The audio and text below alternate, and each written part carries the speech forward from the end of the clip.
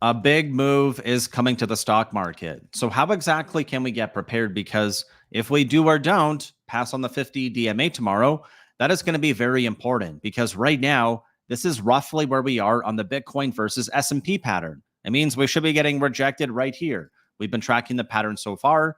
And if in the next 2 days we're able to reclaim that 50-day moving average, this will be on the back of a presidential debate, CPI, 10-year auction, ECB, and 30-year auction. So, we're going to come back and talk about the strategy of either number one or number two. And this goes to a link that's on the public Trello board in the description, which is right here. My strategy for September and October. I'll tell you exactly what that is. But tonight at 9 p.m., these two candidates are going to be debating. I don't really care who you think should win. I want America to win. So it's going to happen at 9 p.m. tonight, and this is going to be really important. So if we're going to be getting a very big move, again, we want to watch whether the S&P is going to pass or fail at its 50-day moving average by closing at or near the high of the candle. That's really important. It's also really important because looking here to our monthly chart, it looks like we have an inverse head and shoulders, shoulder, head, shoulder. So with all of that in mind, where exactly are stocks going to go? Because right now we're still in fear and we're also below our 50-day moving average. That's exactly correct. Not that complicated. Here we can note that GDP has now been revised back up to 2.4. So this has been bouncing around between low twos and mid twos for some time. So what does all this mean? Because there's all these boxes and all these arrows, but I still don't understand. All right, let's make it simpler. Why? Because that's why you're here. You want a simple story. So here's what I'll show you.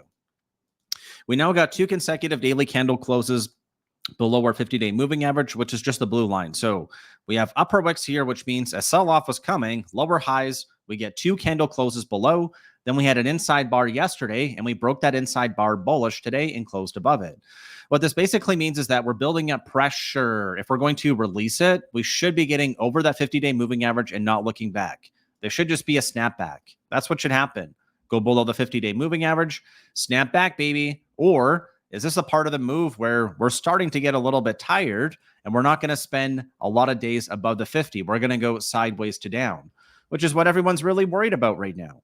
And that's exactly what this Bitcoin pattern shows. So down, reject on the 50, and then go down more to form a lower low, another lower high. And that's basically a correction. That's basically this part over here. So if we're going to invalidate it, it's pretty simple. Get above the 50-day moving average, which is at 549.1 tomorrow, and then go up a little bit more. The other reason why this is really important is because we were talking about 550 as a pivot. So look at where the price is right now, 548.6. If we manage to invalidate the pattern, get 2 consecutive green days in a row on the back of some pretty big data, notably CPI and the 10-year auction going into the Fed that's going to meet next week, hey, that could be the bottom. That could be the pivot. That's exactly where I would expect to find buyers. Because if the big move is going to come for the bears, well, we know exactly where we could go. It's roughly 40 points lower. It's at 510. Because if now all this was a dead cat bounce here on the inverse head and shoulders, it'll be very obvious. We're not going to make it above this blue line. Or if we do, it's going to fizzle. We're going to go to a lower low. And if we're going to go lower, there's one more pit stop I want to be mindful of. It's right here on the weekly. This goes back to our March highs. Why the March highs?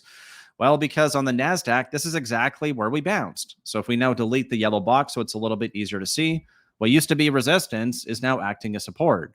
So if now the S&P doesn't hold and actually goes lower, this means we're starting to do damage on a lot of charts. We could be looking for a move back down here to roughly 515, which would be our uptrend. And ironically, that's also basically where our 200 DMA is going to be. And then the really big question from here is going to be whether we're going to pass, meaning we don't actually put in a lower low like Bitcoin did, or if we do repeat. If we do repeat, the damage is going to get worse. And I don't really know how else to say it.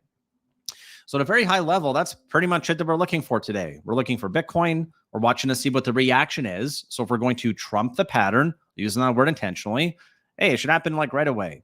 All right, just before we go to our strategy, I'm going to ask you for a huge favor. If you could please consider smashing that thumbs up or subscribing to the channel, I would greatly, greatly appreciate that. So with high growth, with fear still where we are, I told you 2 things. Please remember this. I want to see us exit fear and go back into neutral, because if this is just a flag, again, pop flag, well, this is a pop sag because we got a lower low. It's not the same thing as we saw here unless we reverse immediately and go higher, right? high, lower high, but then we go back up into greed here. I don't want to be hanging around here for too long. I want us to go back into neutral. That's the first thing. The second thing is we got to get above this 50-day moving average. And I cannot emphasize this enough, because if QQQ is weak, we can see that here, right? It's weak. We see a channel going lower. That's the red line. So we're channeling lower, or simply put, we have an arrow that's pointing down. That's not good. And it's not good because if now the S&P rejects, it means that we're probably not going to be making a new all-time high. That's strategy number one. Strategy all-time high number one. I've already showed this before, but it's basically all-time high or double top. All-time high would mean that we go to a new all-time high and we buy the back test. I've already trimmed, I've raised some cash in anticipation of this happening. Scenario number two is that we don't actually hold here. And I shared this right when we were resting at 550. Now that we've lost it, I also said the onus is on the bulls to establish support, either at the 537 low, either at the 525 high, or at the 510 low. And it appears like they're trying to stabilize it here. So if that's the goal, well, this is not enough. We got to see a weekly close. On a monthly candle, we probably want to wait until the end of the month, but at least on a weekly candle close. I talked about that as well.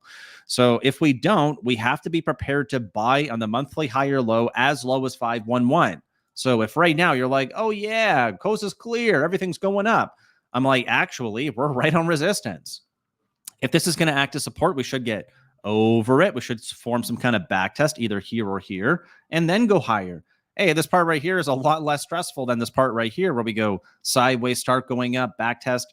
I'd rather get in on the easy part where we just go up or back test the previous resistance.